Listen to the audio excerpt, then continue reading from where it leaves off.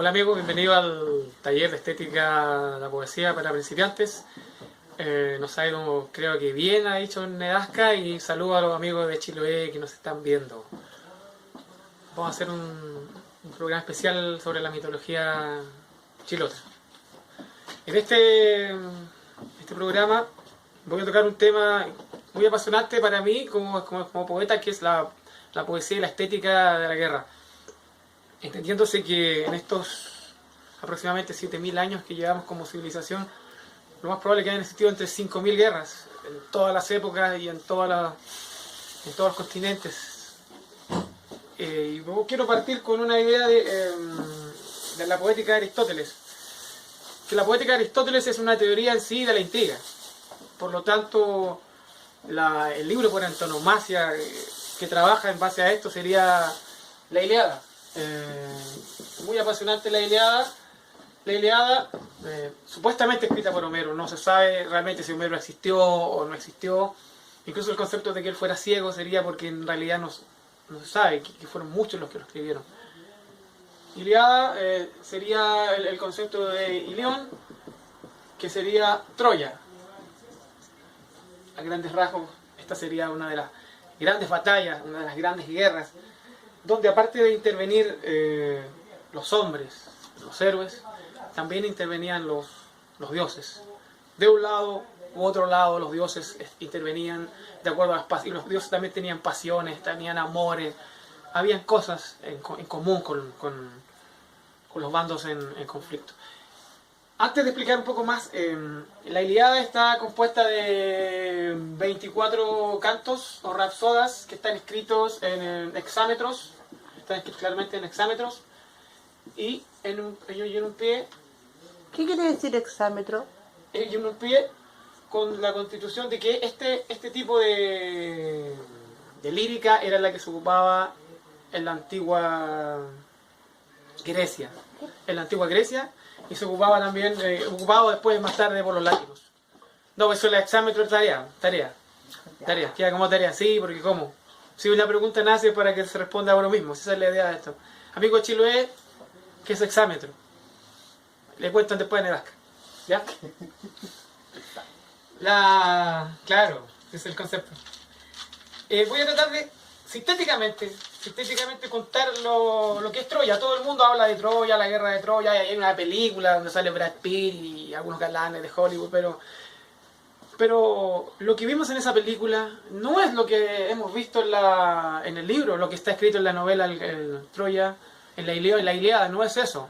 La Ilíada narrada supuestamente por Homero, describiría los últimos 51 días de la guerra entre aqueos y troyanos, 51 días de los últimos 10 años, una guerra de 10 años. Fue una guerra de 10 años y describiría los 51 últimos días del último año de esa guerra. De eso trataría la Ilíada. En esos 51 días, la base principal de estos cantos a los primeros enfrentamientos bélicos, a lo que es la guerra, se trataría a grandes rasgos que Crises es un sacerdote de Apolo. Vamos a dividir esto en dos bandos para que se entiendan. Acá están los troyanos, acá están los griegos o aqueos. Son los bandos que están en enfrentamiento. Apolo.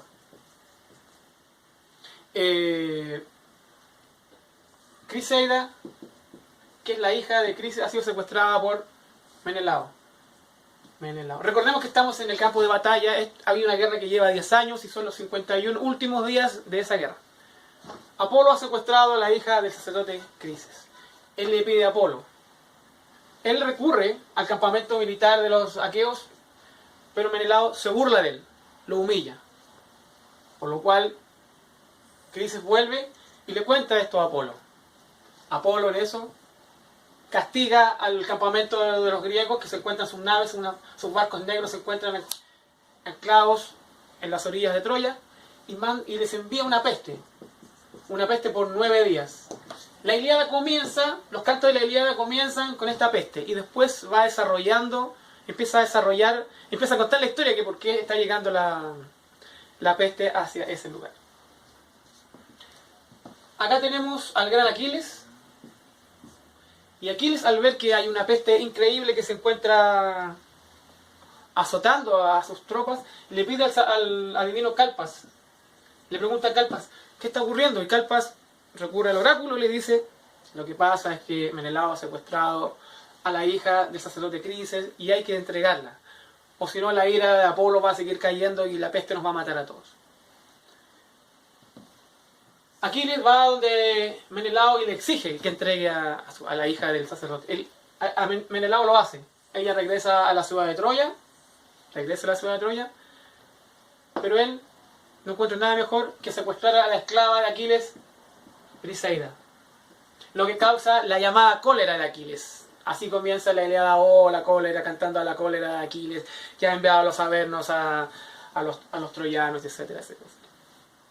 Entonces, ¿qué ocurre? En su cólera, él se niega a luchar y regresa al campamento. Aquiles no va más a la guerra. Dice, yo no voy más, aunque Menelao le pide perdón y le dice que por favor reconsidere, pero él no vuelve. Hay un concepto de homosexualidad muy latente dentro del concepto de la guerra de Troya. Tenemos a Patroclo. Patroclo lo más probable es que haya sido el compañero o una especie de amante del gran Aquiles, y le pide su armadura y le pide su escudo. Por lo tanto, pero a lo que Aquiles le dice que es solamente para proteger las naves. Pero ¿qué hace Patroclo? Sale con el ejército, entonces los troyanos ven que viene el gran Aquiles y empiezan a retroceder. Y en este avance victorioso que es el que tiene nuestro amigo Patroclo, mata a Sarpedón. Sarpedón es hijo de Zeus en ese enfrentamiento.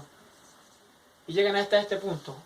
Desde Troya a la carga va Apolo y Éuforo. Y al ver que viene Aquiles, lo hieren de muerte. Por lo tanto, Aquiles, que en realidad era Patroclo, regresa. Pero en ese intento, aquí, el hijo del rey Priamo Paris lo elimina. Le da la muerte. Todo Troya piensa que ha eliminado al más grande titán, pero en realidad no es. Solamente, ¿quién ha muerto en estas condiciones? Es Patroclo, que era un joven que se disfrazó con el escudo y toda la indumentaria del gran Aquiles.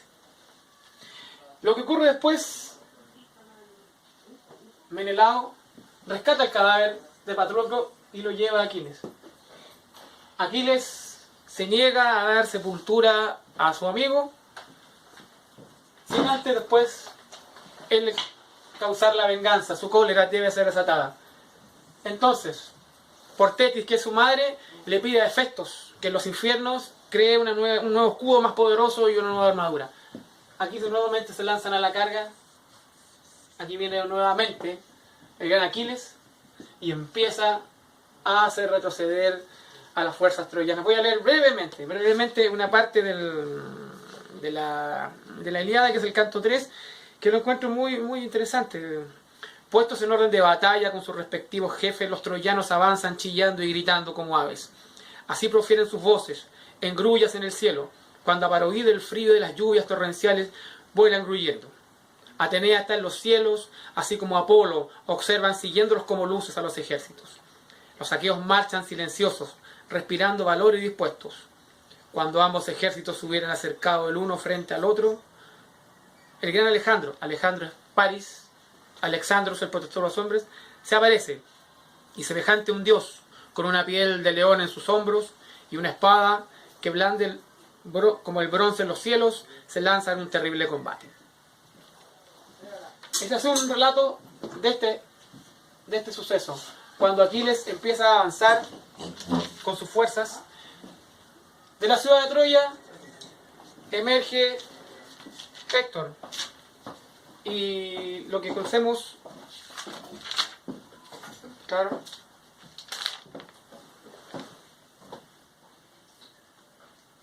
Héctor sale el hijo del rey Priamo, pide un enfrentamiento con Aquiles. Brevemente, En ese enfrentamiento, Aquiles mata a Héctor. En venganza, amarra sus pies en su carro y arrastra al hijo del rey de Troya hacia el campamento. Para que en este lugar, para que en este punto, los perros y las aves de rapiña lo devoren. Cosa que Efebo, Apolo o Atenea, la diosa, impiden que eso ocurra. Príamo, rey de Troya, pierde el control y viaja hacia el campamento a suplicarle a Aquiles que por favor le entregue el cuerpo de su hijo. Se arrodilla y le pide que por favor se lo devuelva. Se conmueve Aquiles y le devuelve el cuerpo. Príamo regresa y sepulta a su hijo. Ahí acaba la historia de Troya. Aquí no aparece ni la historia del caballo de Troya ingresando a la ciudad, porque esa es una historia que aparece en la Odisea brevemente, y el poeta Ovidio la relata un poco más, perdón, Horacio la relata un poco más. Tampoco aparece la escena de la manzana en la discordia, donde París es tentado por Afrodita, por Atenea y Hera, y París elige a la diosa del amor por la manzana y le pide un deseo, que es estar con la mujer más hermosa del mundo, que sería Helena, y esposa de Menelao, hermano de Agamenón, que sería lo que gatillaría la guerra de Troya. Pero eso tampoco, eso aparece en la Eneida de Virgilio. Perdón, no, eso aparece, claro, en la Eneida de Virgilio. Por lo tanto, esas historias son historias paralelas que con los pasos de los años en el Renacimiento fueron ensamblándose para complementar lo que hoy conocemos como Troya. El caballo de Troya en la Ilíada no aparece, tampoco la manzana de la discordia no aparece. Eso son poemas de cánticos romanos que habían escrito ellos para sus emperadores, para Augusto lo más probable, que es el primer emperador. Entonces, en ese concepto hemos visto, he graficado sintéticamente más o menos de qué trata la guerra de Troya, que son los últimos 51 días de una guerra de 10 años, donde los dioses por un lado o por otro interfieren, ayudando a uno u otro bando. A los aqueos está Atenea, Hera y Tetis, que son los que apoyan a los griegos. A los troyanos está Apolo, Afrodita y Ares. Los héroes griegos serían Aquiles, Agamenón, Menelao, Diómenes, Áyax. Por el otro lado, por el bando de los griegos, de los troyanos, estaría Héctor, Príamo, París, Eneas, Glauco, Sarpedón. Vuelvo a repetir, los ensambles del caballo de Troya no aparece, para que lo tengan claro. Los 24 cantos o rapsodas, la historia se relata los últimos años, los últimos 51 días, perdón, y comienza con la peste de 9 días que Apolo ha enviado al campamento de los aqueos o griegos. ¿Dónde entra el concepto de la poesía, el concepto del lenguaje? Esta historia se fue repitiendo oralmente por muchos siglos. Se pensó que Troya no existía.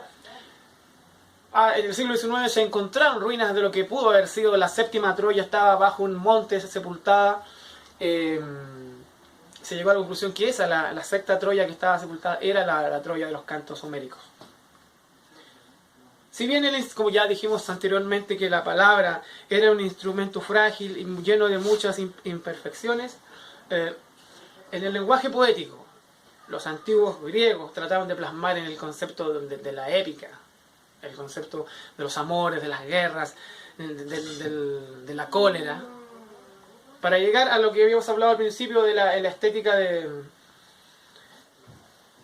doblar ese arco en la tensión máxima, ese nudo que ciego que se encuentra ahí y que se debe soltar de alguna forma, y que lo hacen o los dioses o la intervención de un héroe. Y en la poética de Aristóteles, que es el primer tratado de estética que conoce el mundo occidental, se traza un poco el concepto de la guerra. Recordemos que en estos años, de ahora del año 2014, se celebran ya 100 años de la Primera Guerra Mundial. Estamos en el 2017, la guerra aún continuaría en el frente europeo, y Chile no estuvo ajeno a los enfrentamientos. En el frente de la Bahía Coronel hubo un combate naval entre barcos alemanes e ingleses, y los barcos ingleses hundieron los barcos alemanes hundieron a los ingleses. Y fue la primera vez en cerca de 200 años que los ingleses no perdían unos barcos, no les hundían barcos. El concepto estético, las grandes tragedias que los seres hemos tenido, que la civilización hemos tenido, en lo que va en lo que es la novela, voy a hablar de otra gran epopeya, pero ya más de la modernidad, específicamente del gran León Tolstoy. Tolstoy escribió entre 1863 y 1869 la gran novela La Guerra y la Paz, que en la versión de Alianza es la que más se puede, la que más entendible, la traducción mejor que se hizo del ruso al francés, del francés al inglés, del inglés al castellano, del castellano de Madrid al castellano de México, que entendiéndose para que nosotros pudiéramos entender mejor, porque hay interpretaciones que son horrendas, pero la Alianza es una de las más digeribles.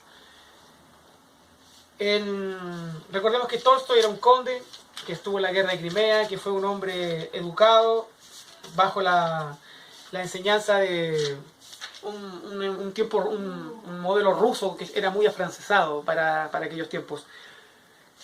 Y relata la historia de las guerras napoleónicas, de la invasión de Napoleón a Rusia.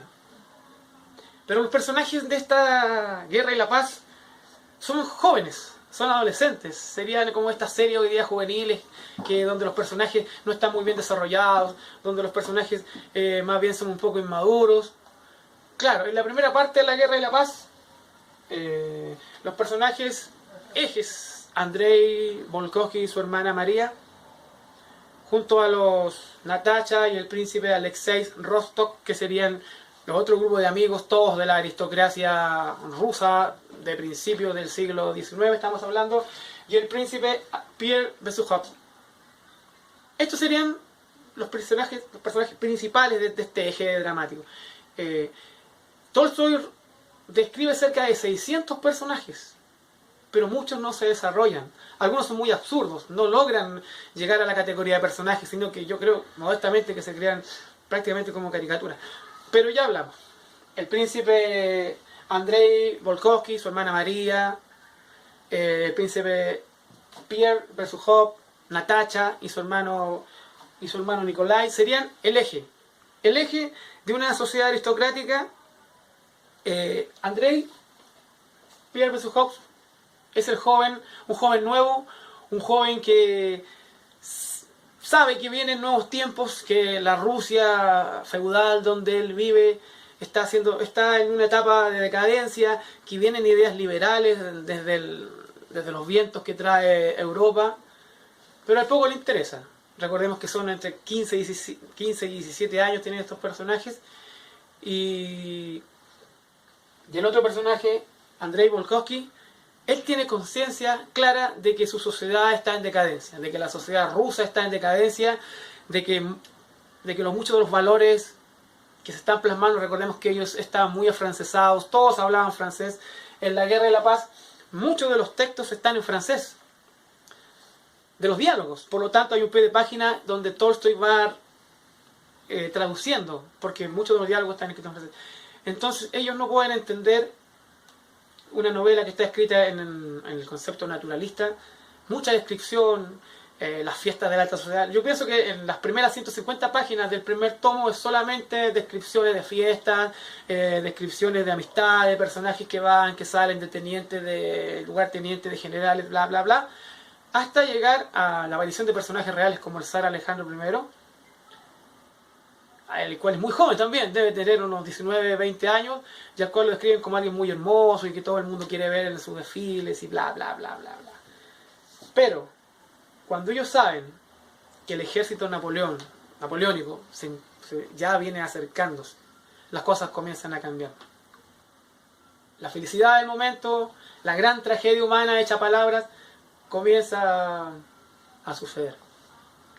El Tolstoy es muy crítico. Tolstoy es muy crítico dentro de la Guerra de la Paz de Napoleón. Le hace críticas terribles a Napoleón y a los historiadores. Es increíble porque uno está leyendo la Guerra de la Paz y hay críticas a historiadores de la época.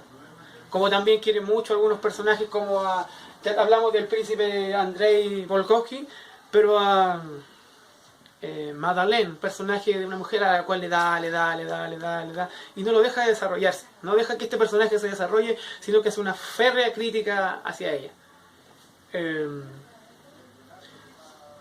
Voy a leer una parte de La Guerra y la Paz, que es de la batalla de Borodino, que tiene mucha poesía y ojalá les guste. Y es más o menos así, dice: al amanecer, el emperador se encuentra observando con su catalejo y su lugarteniente. Todo su estado mayor observa.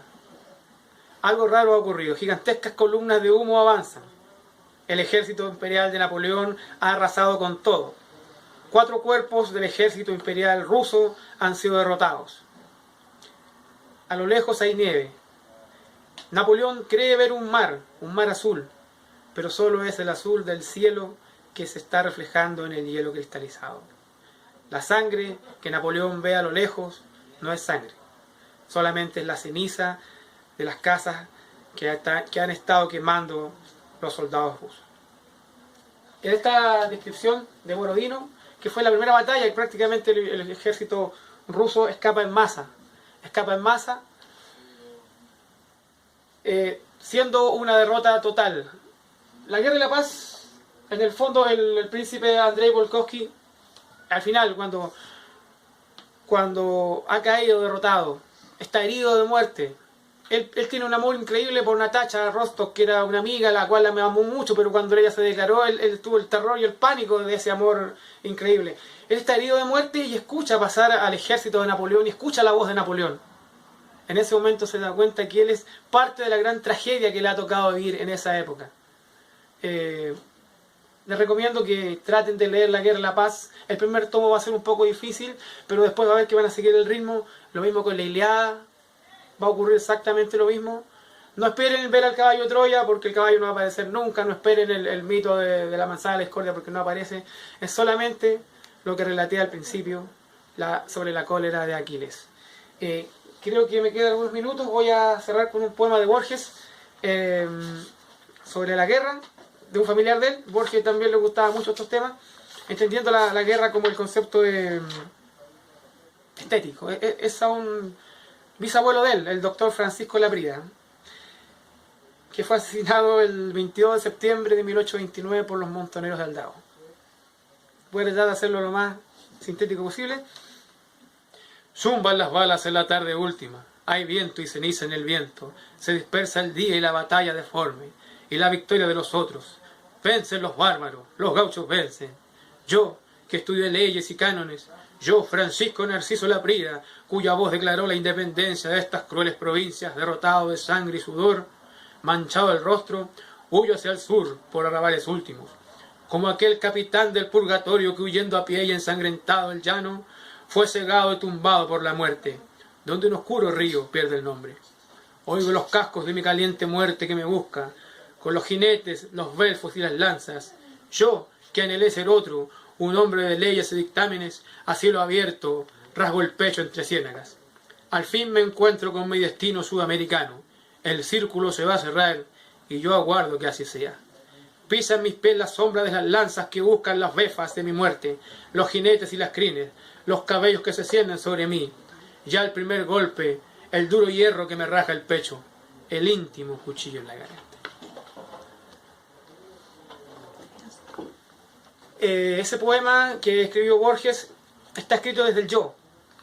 No es un poema descriptivo. Al decir ya siento el duro hierro que me raja el pecho, el íntimo cuchillo en la garganta, está escribiendo el yo. El yo. Así como la Ilíada está escrita, Borges amaba la Ilíada, y él hizo prólogos maravillosos sobre él, donde el mismo Borges decía que el narrador es omnipresente. Lo ve y lo sabe todo, como un dios. Como decía Huidobro, que el poeta es un pequeño dios. Eso es lo que creo yo. Muchas gracias, amigos.